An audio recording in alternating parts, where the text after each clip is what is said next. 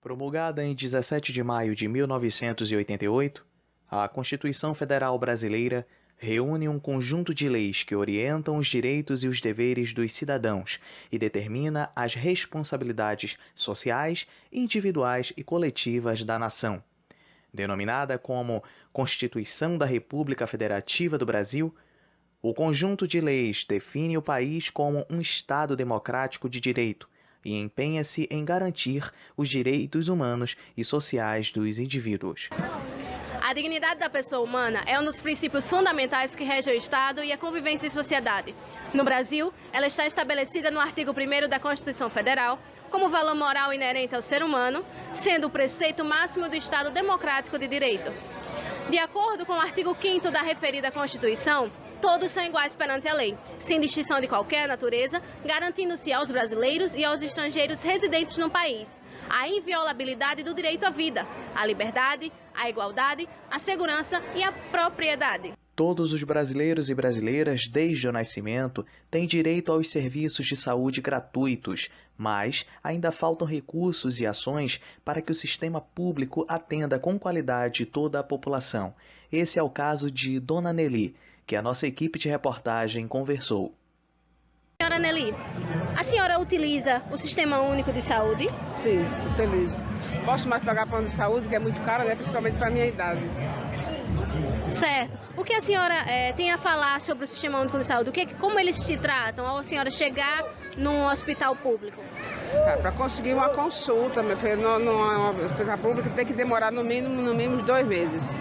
E se for o problema do exame, aí é que se prolonga mesmo. Chega até 5, 6 meses para fazer um exame. E tem muitos que eles nem autorizam, né? Tem que ser pago, porque não faz pelo SUS.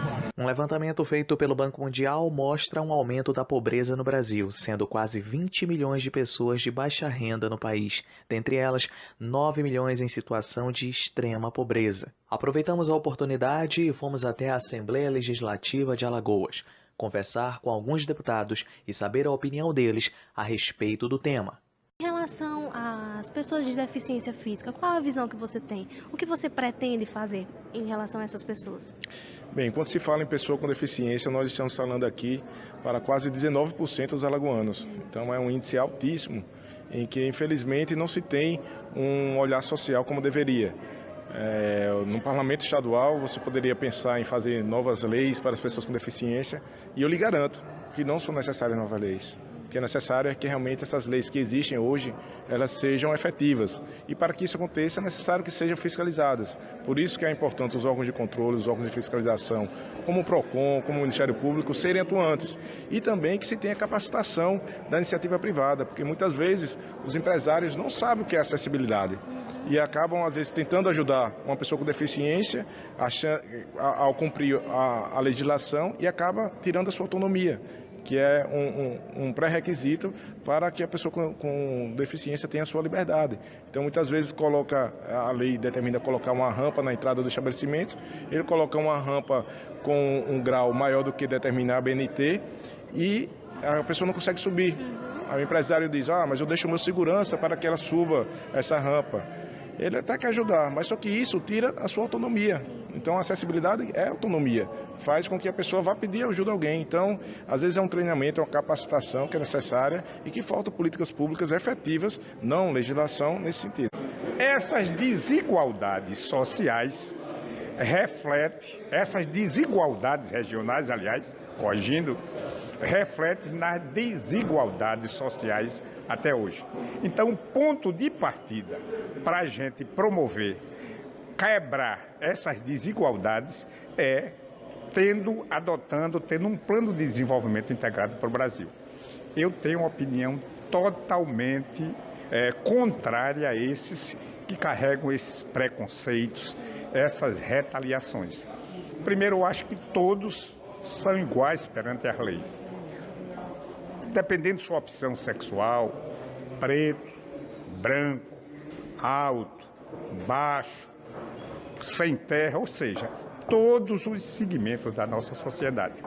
A gente está em pleno século XXI e carregar esse preconceito onde a gente sente que a cada dia está mais acentuado na sociedade brasileira e na sociedade mundial, isso é uma prova concreta que nós estamos evoluindo. O grande problema do Brasil, no meu entendimento, é um problema cultural. No meu entendimento, na minha visão, educação e cultura andam paralelos, mas dificilmente eles se cruzam. Então, volto a repetir, isso que existe hoje nesse Brasil deve-se única e exclusivamente a uma questão cultural.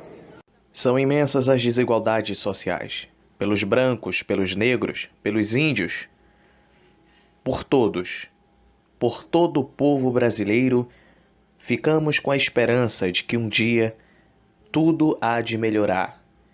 E o artigo 5º da Constituição Federal de 1988 será, enfim, posto em prática através das ações sociais feitas pelo homem, pelo político, pelo governo. Assim, encerramos a nossa matéria.